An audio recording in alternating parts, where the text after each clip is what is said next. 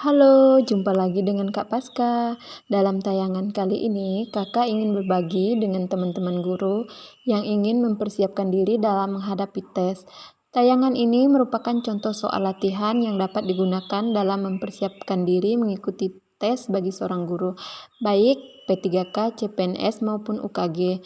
Di sini akan membahas bidang kompetensi pedagogik. Nah, teman-teman, sebelum masuk pada contoh soal latihan terlebih dahulu, Kakak akan mengajak teman-teman untuk melihat kembali mengenai kompetensi pedagogik itu sendiri. Kompetensi pedagogik merupakan kemampuan guru yang berkenaan dengan pemahaman terhadap peserta didik dan pengelolaan pembelajaran mulai dari merencanakan, melaksanakan, sampai dengan mengevaluasi. Secara umum, kompetensi inti pedagogik meliputi yang pertama, menguasai karakter peserta didik dari aspek fisik, moral, sosial, kultural, emosional, dan intelektual. Yang kedua, menguasai teori belajar dan prinsip-prinsip pembelajaran yang mendidik. Yang ketiga, mengembangkan kurikulum yang terkait dengan mata pelajaran atau bidang pengembangan yang diampu. Yang keempat, menyelenggarakan pembelajaran yang mendidik. Yang kelima, memanfaatkan teknologi informasi dan komunikasi untuk kepentingan pembelajaran. Selanjutnya, memfasilitasi pengembangan potensi peserta didik untuk mengaktualisasikan berbagai potensi yang dimiliki. Selanjutnya, kompetensi pedagogik yaitu kemampuan berkomunikasi secara efektif, empatik, dan santun dengan peserta didik. Kemudian, menyelenggarakan penilaian dan evaluasi proses dan hasil belajar, dan memanfaatkan hasil penilaian dan evaluasi untuk kepentingan pembelajaran, dan melakukan tindakan reflektif untuk peningkatan kualitas pembelajaran. Baik teman-teman, sekarang kita masuk pada contoh soal yang pertama.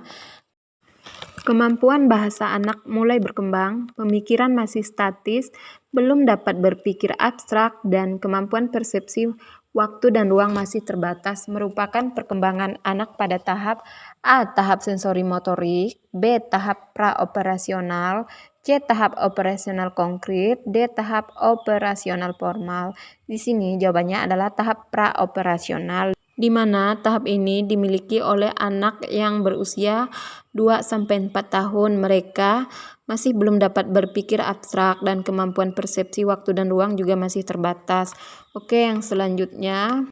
Seorang anak dengan kemampuan menggunakan kata secara efektif, baik lisan, yaitu sebagai pendongeng, orator, penerjemah, dan sebagainya, maupun tertulis, sebagai sastrawan, penulis skenario, drama, film, fonologi, atau bunyi bahasa, sematik, atau makna bahasa, dimensi pragmatik, atau penggunaan praktis bahasa. Menurut Howard Gardner, anak tersebut mempunyai kecerdasan A. Kecerdasan bahasa atau linguistik, B. Kecerdasan logika matematika atau logis matematikal, C. Kecerdasan ruang atau spasial, D. Kecerdasan gerak tubuh.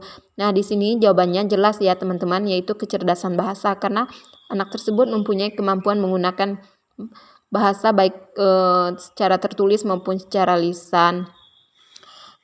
Selanjutnya nomor 3. Untuk mengetahui kemampuan awal peserta didik, seorang pendidik dapat melakukan A. Pengayaan materi pelajaran, B. Refleksi, C. Latar belakang peserta didik, D. Tes awal. Di sini jelas ya, seorang peserta didik untuk mengetahui kemampuan awal yaitu melakukan tes awal atau pretest. Nomor 4. Dalam mengidentifikasi kasus kesulitan belajar dapat dilakukan dengan metode kriterion reference. Yang bukan merupakan tahap metode kriterion reference adalah A. Menetapkan angka nilai kualitatif minimal yang dapat diterima, misalnya 5 atau 6. B. Membandingkan prestasi dari setiap siswa dengan angka nilai batas lulus tersebut. Secara teoritis, mereka yang angka nilai prestasinya berada di bawah lulus sudah dapat diduga sebagai siswa yang mengalami kesulitan belajar. C. Menganalisis kemampuan peserta didik. D. Menghimpun siswa yang diduga mengalami kesulitan belajar, serta mencari siswa yang mengalami gejala terparah. Di sini yang nilainya jauh di bawah siswa penderita kesulitan belajar lainnya. Di sini yang bukan merupakan tahap metode kriterion reference adalah jelas ya menganalisis kemampuan peserta didik. Nomor 5. Dalam kompetensi pedagogik, guru menguasai teori belajar dan prinsip-prinsip pembelajaran yang mendidik. Dalam prinsip pembelajaran yang mendidik, guru harus A. Melaksanakan proses pembelajaran sesuai jadwal. B. Menerapkan berbagai pendekatan strategi, metode, dan teknik pembelajaran yang mendidik secara kreatif dalam mata pelajaran yang diampu. C. Menggunakan strategi pembelajaran. D. Hanya menggunakan teknik pembelajaran. Nah, di sini jelas ya jawabannya, yaitu menerapkan berbagai pendekatan, strategi, metode, dan teknik pembelajaran yang mendidik secara kreatif dalam mata pelajaran yang diampu. Nah, ini merupakan prinsip pembelajaran yang harus dimiliki oleh guru. Sekarang nomor 6. Salah satu unsur strategi pembelajaran adalah mengidentifikasi dan menetapkan spesifikasi dan kualifikasi hasil atau output dan sasaran yang harus dicapai dengan mempertimbangkan aspirasi dan selera masyarakat yang memerlukan. Ini seperti yang ditulis oleh Newman dan Logan dalam buku yang ditulis Abin Syamsuddin Makmun 2003. Penerapan dari unsur strategi di atas dalam konteks pembelajaran adalah A. Menetapkan spesifikasi dan kualifikasi tujuan pembelajaran, yakni perubahan profil perilaku dan pribadi peserta didik. B. Mempertimbangkan dan memilih sistem pendekatan pembelajaran yang dipandang paling efektif. C. Mempertimbangkan dan menetapkan langkah-langkah atau prosedur, metode, dan teknik pembelajaran. D. Menetapkan norma-norma dan batas minimum ukuran keberhasilan atau kriteria dan ukuran baku keberhasilan. Nah, di sini jawabannya adalah A. Menetapkan spesifikasi dan kualifikasi tujuan pembelajaran, yakni perubahan profil perilaku dan pribadi peserta didik. Kemudian nomor 7.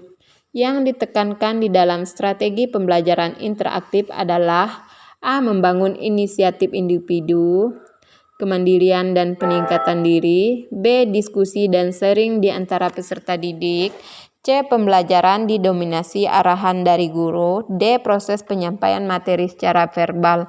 Di sini jawabannya adalah diskusi dan sharing di antara peserta didik. Nah, ini merupakan strategi pembelajaran interaktif. Nomor 8, pada kurikulum 2013, penyusunan kurikulum dimulai dengan penetapan SKL berdasarkan kesiapan siswa, tujuan pendidikan nasional, dan kebutuhan. Setelah kompetensi ditetapkan, kemudian ditentukan kurikulumnya yang terdiri dari kerangka dasar kurikulum dan struktur kurikulum. Ada berapa faktor yang harus dikembangkan? A. Tantangan internal dan eksternal. B. Responsibility. C. Reinforce. D. Enrich. Di sini faktor-faktor yang harus dikembangkan yaitu mengembangkan tantangan internal dan eksternal dalam menentukan SKL tadi ya. Nomor 9, dalam kurikulum 2013, proses pembelajaran menggunakan pendekatan saintifik, artinya yaitu A. Kurikulum harus mengandung hal-hal baru sehingga dapat membantu siswa untuk dapat mengembangkan setiap potensi yang dimilikinya. B. Menyeleksi nilai dan budaya mana yang perlu dipertahankan dan mana yang harus dimiliki siswa. C. Pembelajaran yang mendorong siswa lebih mampu dalam mengamati, menanya, mengumpulkan informasi, mengasosiasi, menalar, dan mengomunikasikan. D. Mengembangkan kompetensi dasar berdasar pada prinsip akumulatif, saling memperkuat dan memperkaya antar mata pelajaran. Di sini jelas ya teman-teman, pendekatan dalam kurikulum 2013 yaitu pendekatan saintifik di mana mendorong siswa supaya lebih mampu dalam mengamati, menanya, mengumpulkan informasi, mengasosiasi, menalar, dan mengkomunikasikan. Jawabannya C.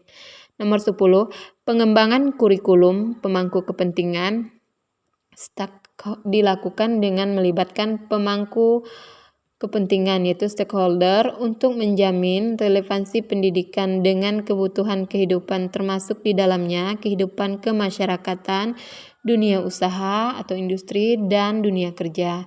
Pernyataan tersebut di atas sesuai dengan prinsip pengembangan kurikulum. A. Tanggap terhadap perkembangan ilmu pengetahuan dan teknologi. B. Relevan dengan kebutuhan kehidupan. C. Menyeluruh dan berkesinambungan. D. Beragam dan terpadu. Di sini jelas ya teman-teman, jawabannya menyeluruh dan berkesinambungan. Menyeluruh tadi karena tanggap terhadap kebutuhan hidup termasuk dalamnya kehidupan masyarakat, dunia industri, dan dunia kerja. Jadi menyeluruh dan berkesinambungan. Nomor selanjutnya, kurikulum dikembangkan berdasarkan prinsip bahwa peserta didik memiliki posisi sentral untuk mengembangkan kompetensinya agar menjadi manusia yang beriman dan bertakwa kepada Tuhan Yang Maha Esa, berakhlak mulia, sehat, berilmu, cakap, kreatif, mandiri, dan menjadi warga negara yang demokratis serta bertanggung jawab. Pernyataan tersebut di atas sesuai dengan prinsip pengembangan kurikulum. A. Tanggap terhadap perkembangan ilmu, pengetahuan, teknologi, dan seni. B. Relevan dengan kehidupan.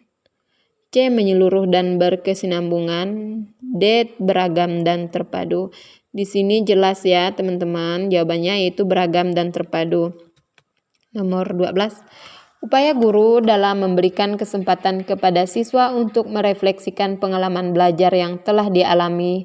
Yang paling optimal adalah dengan cara A. Guru memberikan tes atau pekerjaan rumah setiap akhir pelajaran.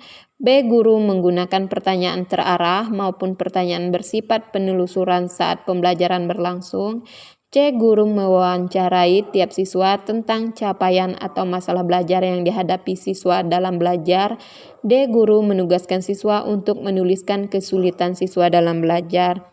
Di sini upaya yang optimal yaitu guru menggunakan pertanyaan terarah maupun pertanyaan bersifat penelusuran saat pembelajaran berlangsung. Nomor 13. Upaya merancang pengayaan bagi peserta didik yang mencapai ketuntasan belajar optimal tampak dalam kegiatan guru sebagai berikut. A. Memberikan tambahan materi berupa sumber ajar dari pengarang yang berbeda. B. Memberikan tes tambahan dengan tingkat kesukaran yang lebih tinggi. C. Memberikan tambahan sumber bacaan tambahan yang lebih mendalam dan tingkat variasi yang tinggi. Berikut instrumen tesnya yang sesuai. D. Memberikan tambahan materi berupa sumber ajar dari penerbit yang berbeda. Ini upaya merancang pengayaan yaitu C ya, memberikan tambahan sumber bacaan tambahan yang lebih mendalam dan tingkat variasi yang tinggi. Nomor 14. Yang dimaksud dengan penilaian adalah A. Pengumpulan dan pengolahan informasi untuk mengukur pencapaian hasil belajar peserta didik. B. Proses yang dilakukan untuk mengambil keputusan berdasarkan evaluasi. C. Membandingkan hasil pengamatan dengan suatu kriteria. D. Proses interaksi antara peserta didik dan pendidik. Yang jawabannya adalah A ya, mengumpulkan dan mengolah informasi untuk mengukur pencapaian hasil belajar peserta didik. Ini ya penilaian. Nomor 15. Bentuk penilaian yang menghendaki peserta didik menampilkan sikap menggunakan pengetahuan yang diperoleh dalam pembelajaran dalam melaksanakan tugas.